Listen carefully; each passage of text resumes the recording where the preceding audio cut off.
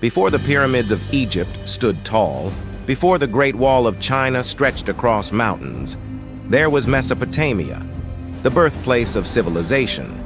It's where humans took their first steps toward building societies, writing laws, and dreaming of empires. But how did this land of innovation rise to such power, and why did it fall into ruins? Today, we'll uncover the epic saga of Mesopotamia, a story of ingenuity, ambition, and resilience that spans over 3,000 years. From the Sumerians to the Babylonians, the Assyrians to the Neo-Babylonians, this is the story of how humanity's first great civilization shaped our world. Ready for an epic journey through time? Let's dive in. Our story begins with geography. Mesopotamia, which means land between the rivers, is nestled between the Tigris and Euphrates in what is now Iraq, along with parts of Syria, Turkey, and Iran. This region, part of the Fertile Crescent, was one of the only places in the ancient world where humans could thrive without advanced tools. Why? Because the rivers provided everything: water for crops, fish for food, and a natural transportation system for trade. Around 10,000 BCE, humans here began farming. They learned how to plant wheat and barley and domesticate animals like sheep and goats. This agricultural revolution led to food surpluses, and those surpluses allowed people to settle in one place. By 4000 BCE, these early farming communities grew into towns, and by 3100 BCE, those towns became cities. The stage was set for something extraordinary: civilization. The first civilization in Mesopotamia was the Sumerians, who built cities like Uruk, Eridu, and Ur. Uruk, the largest of them, was home to tens of thousands of people, making it one of the world's first metropolises. But the Sumerians didn't stop at building cities. They invented things that would change the world forever. First, there was writing. Around 3100 BCE, the Sumerians developed cuneiform, the world's first writing system. At first, it was used to keep track of goods, but over time, it became a tool for storytelling, religion, and even science. And then there were the ziggurats, huge stepped temples dedicated to their gods. These weren't just places of worship. They were the spiritual and political centers of their cities. But the Sumerians didn't just build, they dreamed. Their stories, like the Epic of Gilgamesh, are some of humanity's oldest, exploring themes of friendship, mortality, and the meaning of life. Sound familiar? That's because they were grappling with the same questions we do today.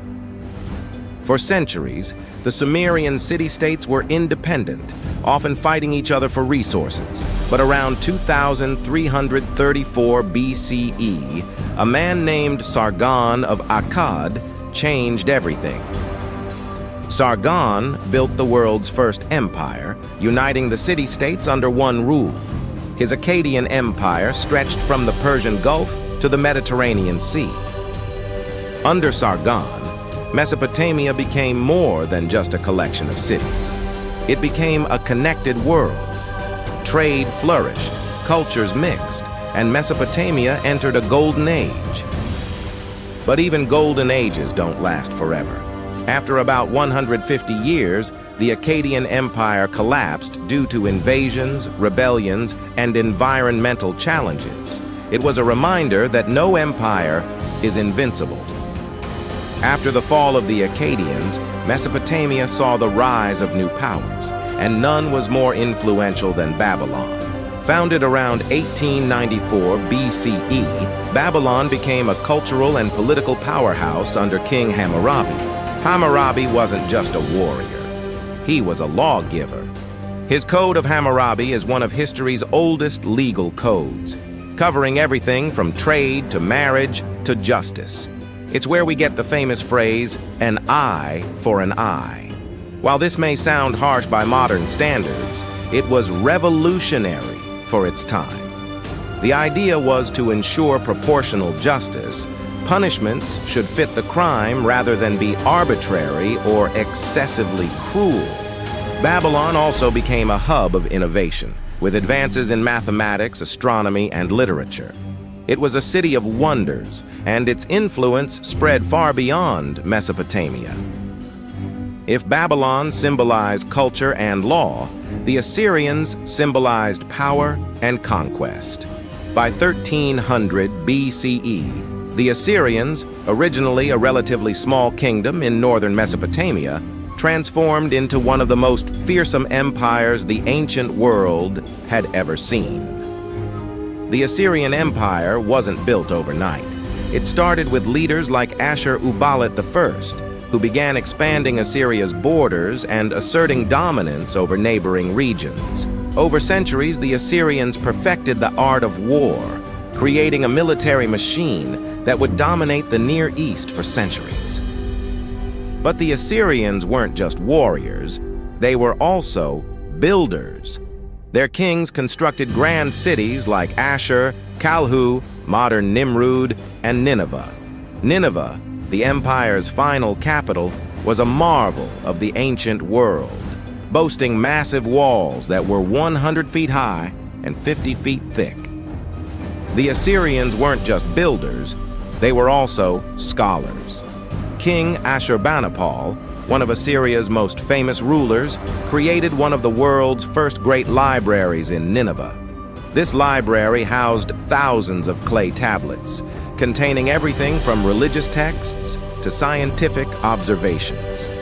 It preserved the knowledge of Mesopotamian civilization, ensuring that the ideas of the Sumerians, Akkadians, and Babylonians were not lost to time.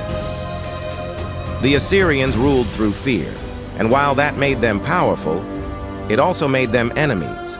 By 609 BCE, their empire collapsed under the weight of rebellions and invasions.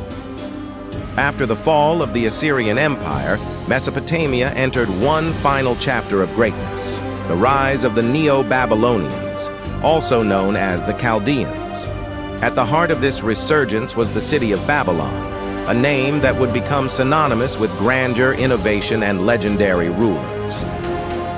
The Neo-Babylonian Empire reached its zenith under King Nebuchadnezzar II, who reigned from 605 to 562 BCE. Nebuchadnezzar wasn't just a king, he was a builder, a visionary who wanted to make Babylon the most magnificent city the ancient world had ever seen. And he succeeded. The city became the most magnificent in the ancient world, home to the legendary Hanging Gardens, one of the 7 wonders of the ancient world. Although their existence is still debated, ancient writers describe them as a series of terraced gardens filled with exotic plants, trees, and flowing water.